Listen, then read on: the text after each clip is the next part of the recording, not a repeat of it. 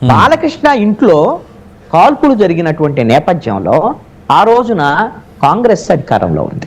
రాజశేఖర రెడ్డి గారు ముఖ్యమంత్రిగా ఉన్నారు. బాలకృష్ణ ఇంట్లో కాల్పులు జరిగినటువంటి అంశాన్ని నిజంగా గిన కాంగ్రెస్ పార్టీ గిన ఒక రాజకీయం చేసి బాలకృష్ణని మరింత ఇబ్బందులకు గురి చేసేటువంటి విధంగా కాంగ్రెస్ పార్టీకి వ్యవహరించేటువంటి అవకాశం కూడా వచ్చింది. కానీ రాజశేఖర రెడ్డి ఎక్కడా కూడా ఆ విధంగా వ్యవహరించలేదు అనేటువంటిది బాలకృష్ణతో పాటు నందమూరి కుటుంబానికి అందరికీ కూడా తెలిసినటువంటి విషయమే.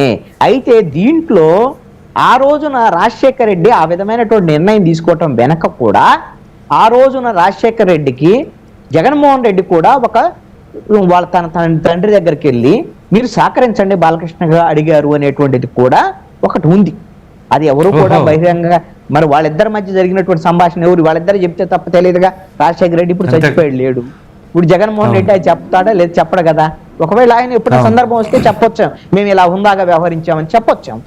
అందుకని ఇంత అభిమానిగా ఉన్నటువంటి జగన్మోహన్ రెడ్డి ఆయన ముఖ్యమంత్రిగా ఉన్నప్పటికీ కూడా మరి బాలకృష్ణ అంటే బాలకృష్ణ ఒక హోదాని కాపాడటం కోసం ఆయన రావద్దు, ఆయన సినిమా టికెట్ రేట్లు కావాలంటే పెంచండి అని చెప్పుండొచ్చు.